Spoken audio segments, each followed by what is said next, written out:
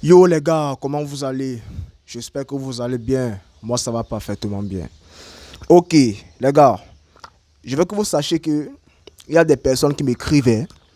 Il y a des gars qui m'écrivent, surtout sur Facebook. J'ai une page Facebook sur laquelle je poste mes contenus de sport, de motivation, de discipline et toutes les choses qui vont avec.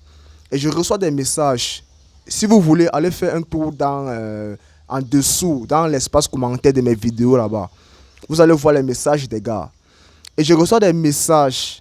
Je peux encore me rappeler d'un message qui disait comme ça que mon gars, je veux aussi des abdos comme toi, mais j'ai besoin que quelqu'un m'accompagne.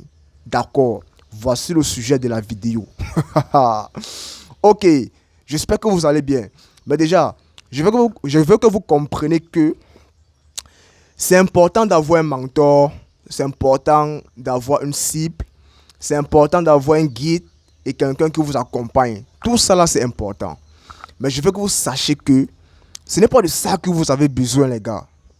Non, non, non, non. Ce n'est pas d'un accompagnement. Vous n'avez pas besoin que quelqu'un vous accompagne. Tu comprends un peu? C'est pas de ça que tu as besoin. Tu as besoin d'un mindset. Tu as besoin d'un nouveau de mindset là qui va te réveiller tous les matins. Parce que moi qui m'accompagne,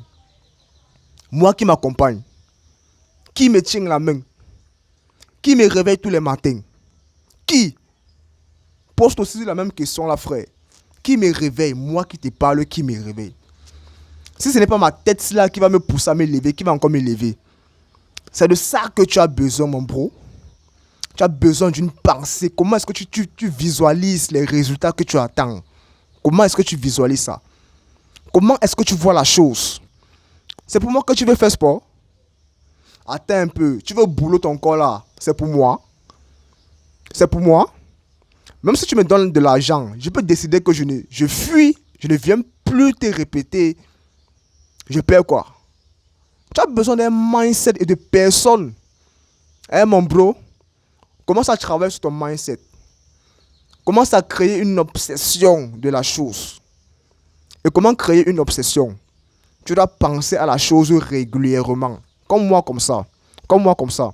Quand je passe des jours où je ne prends pas un peu de mon temps pour penser à comment je vais souffrir durant le sport demain. Quand le lendemain arrive, je n'ai pas la volonté de travailler. Je n'ai aucune envie. Et ça arrive même que des fois, je ne travaille pas. Parce que la journée précédente, je ne me suis pas apprêté mentalement. Et c'est ce que je t'encourage à faire. Prends des moments de ta journée, reste dans ta chambre, commence à te mentaliser. Dis-toi que tu peux. Dis-toi que tu es un guerrier. Dis-toi que tu es un vrai garçon. Dis-toi que tu es venu sur terre pour souffrir. Pas pour du plaisir, mais pour souffrir. Dis-toi que tu veux un bon corps. Prends la photo de Cristiano Ronaldo. Regarde ça.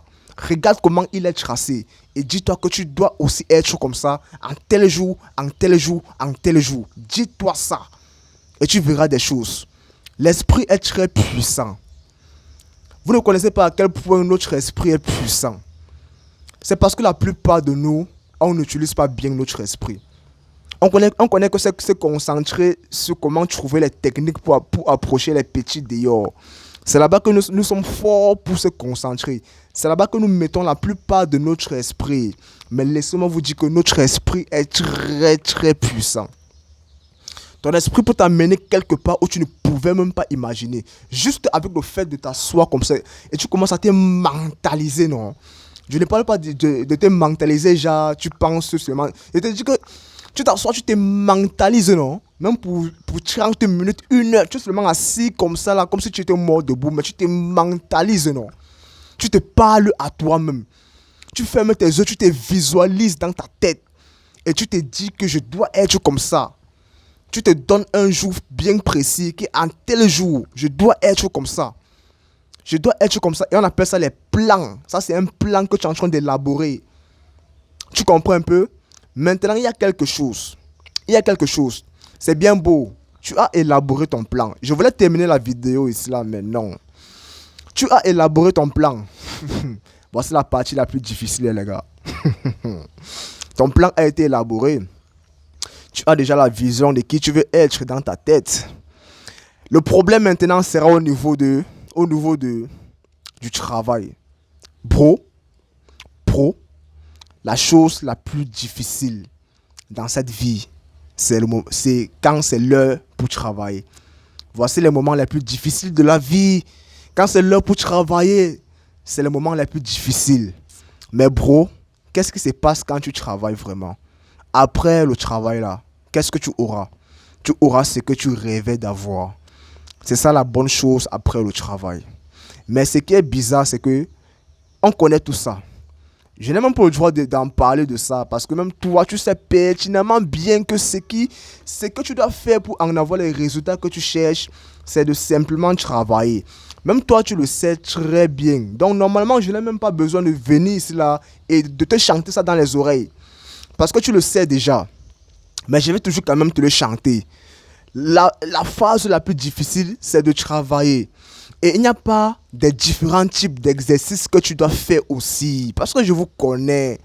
J'ai un petit qui me dit que, ah, le vieux, mon grand, j'ai commencé comme ça, j'ai fait les pompes tous les jours. Ça m'ennuie déjà, hein. Moi, je veux que tu me donnes un autre exercice pour les bras. Oh, les petits. Moi, j'ai pompé ce matin un dollar. Ce matin, j'ai fait les pompes. Hier, j'ai fait les pompes. Avant-hier, j'ai fait les pompes. La plupart l'exercice le plus utilisé pour moi, pour mes bras, c'est les pompes. Il n'y a pas 2 à 3 exercices. Contente-toi de ce que tu connais. N'abandonne jamais.